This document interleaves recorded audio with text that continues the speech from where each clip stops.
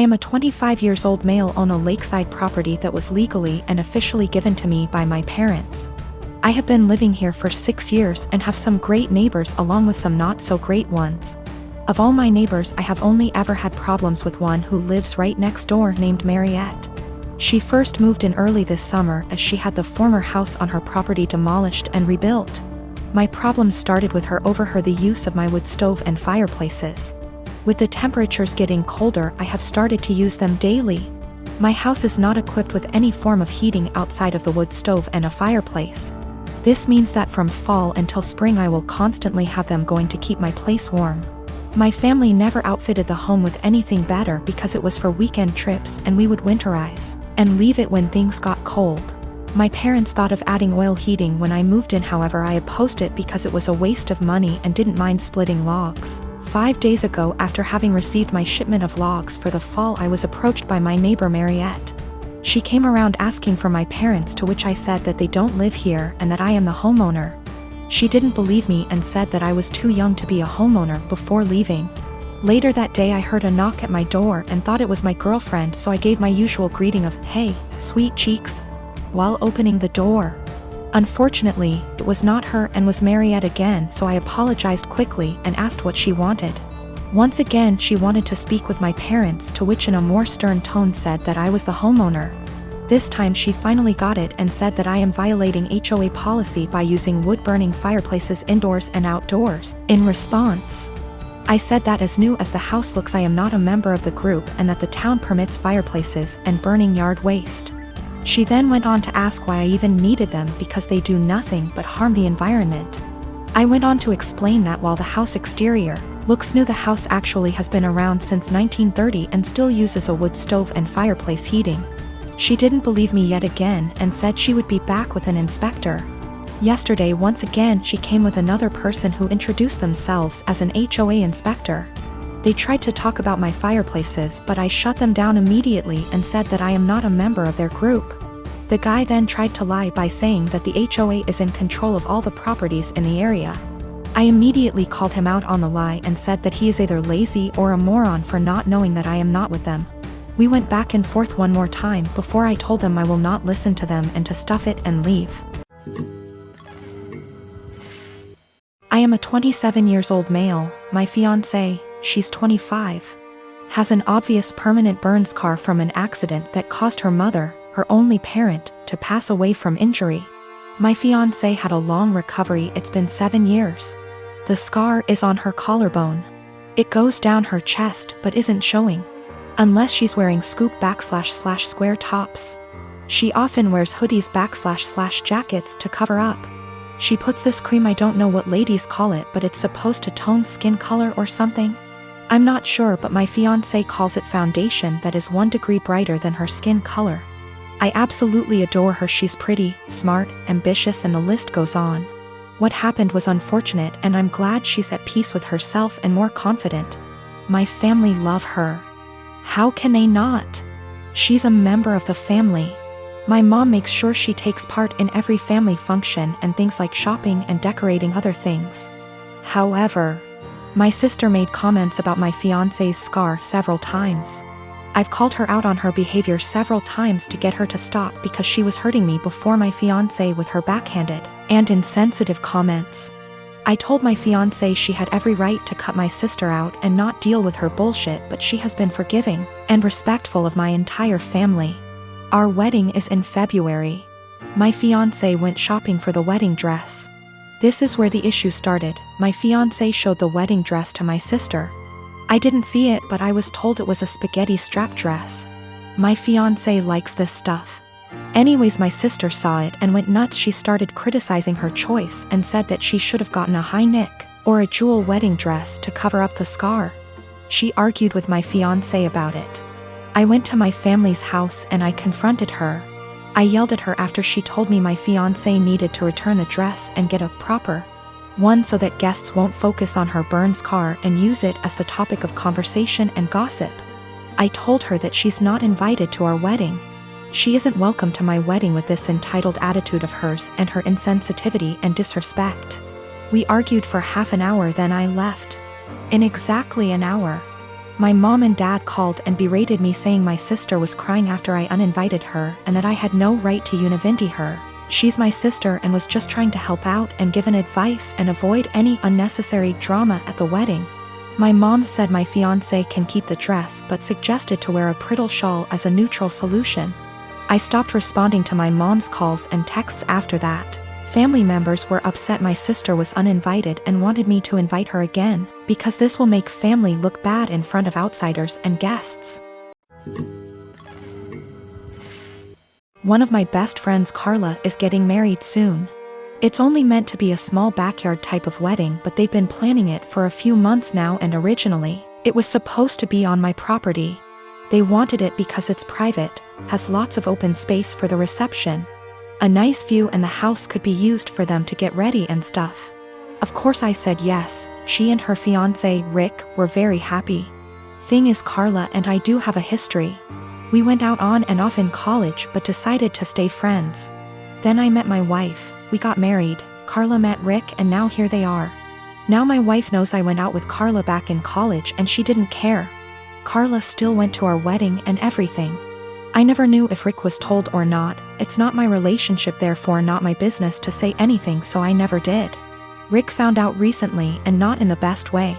Not sure how, but from what I heard from friends is that one mutual friend told him, no idea why, we used to date. Not only that, but apparently Carla said a couple years ago she was still in love with me when she was already dating Rick. Don't have actual confirmation if that's exactly what he was told. All Carla's told me is that Rick was told about our past and he's angry at her for never saying anything. It became quite a drama and didn't hear from her for over a month until now. She told me they're going to couples counseling and that the wedding is still on. But Rick requested that I not attend. It sucks, but I totally get why he wouldn't be comfortable. Then I asked the obvious question, where are they going to hold the wedding then? To my surprise, she said they still want it at our place. Rick said so too, and in my mind I'm going, he doesn't want the guy who dated his fiancée years ago at the wedding, but still wants the wedding at his house. My wife and I are expected to just not be at our home that weekend, and I told Carla no. They're going to have to find someplace else since we're not going to simply leave our home to them for the weekend. Not only for safety reasons, but it just doesn't make sense. Rick doesn't want me around because he's not comfortable, but is comfortable enough to have their wedding at my house. They really want their wedding here though, and because of that I've been bugged by not only her but also Rick, and some friends who think I'm being a petty asshole for not letting them have the wedding here anymore. Honestly, don't think that I am. It just doesn't make sense at all to have to leave our own place for a wedding we're no longer welcome to, and leaving our home totally vulnerable. Still, being accused of sabotaging their wedding, and Rick believes it's the least I can do after everything. I have been with my partner for 7 years. We initially met online, and after meeting in person a few times, and realizing our affection for one another, we found it promising to move in together. I moved from California to Pennsylvania to be with him throughout graduate school. All was seemingly well during this time. I have never really had any reason to not trust him. I encouraged him to, very much so, to try his best to make friends, or to explore hobbies on his own outside of the various ones we share, because I have my own passions. And I found we connected most when we met in the middle through conversations about these passions, through the act of explaining or showcasing what we've taken in or learned. Throughout these 7 years, he has struggled with very low self-esteem. And though I don't necessarily think of myself as the pillar of self-love, the depth of mine doesn't reach the low perception of his self-value. Because of this, he has seen and stopped seeing both a counselor and a therapist, and has been on medication to help for the last 6 months. Things were seemingly well between us, and continued to be pretty fluid. We continued to share things, and take long walks, and were pretty open-ended about where we stood in the relationship. If one was feeling a bit of an ebb, the other would pick up more of a share, and vice versa. However, things took a bit of a dip about 2 days ago when I felt the ebb and asked him about it. Initially, he said there was really nothing wrong. And perhaps I was just feeling this way because with our schedules we haven't been able to see one another for long periods of time like we are used to, which is true. But the feeling continued to irk me, and when I asked about it a second time, he confessed to me. He had begun talking to another girl from another country, via Instagram direct messages. And though things between she and him never crossed the boundaries of platonic friendship, he really loved the initial rush of someone asking him questions about his favorite movie, his favorite album, his favorite book. All things he and I already know very well about one another. I asked if he'd sent any selfies, or anything risque, and he said no, though I can't confirm, because he deleted the messages. A good deal of me believes him, because of how open he was about the initial conversations to begin with. We slept apart, and I just felt really confused the entire night, because I couldn't really resonate with wanting that sort of attention from someone else. If anything, his yearning for that type of attention sort of hurt. It felt like I wasn't doing enough, or giving enough. The next morning, though I don't have an Instagram, and am not on the app, I went to check his using the desktop version, and found that posts where he once called me the love of his life, or a specific post with a gift I gave him that once said, "Greatest gift from the greatest girl," were still on his profile, but the words, girlfriend, or love of my life, were completed erased. With this realization, my confusion and hurt turned to very real heartache. I called him and asked if he had deleted these words from the specific posts, and with shame, he said yes, he did. When I asked why, he said it was because he just didn't want the attention from the girl asking him about himself to be disrupted if she found out he was in a long-term relationship. I guess this is where I asked the obvious and questioned why someone who is just asking about your favorite books, movies, etc., would be driven away by the fact that you have a girlfriend. And he said he didn't know why he did it, and that it was a massive mistake. At the risk of seeming toxic, and I will take full accountability for seeming so or being so, I asked him to please deactivate his Instagram for the time being while we sort through this, his Twitter as well. He did, and though I was feeling a bit of relief about that, I couldn't help but feel a bit saddened that he didn't choose to do that on his own for the benefit of our relationship. He had to wait for me to ask.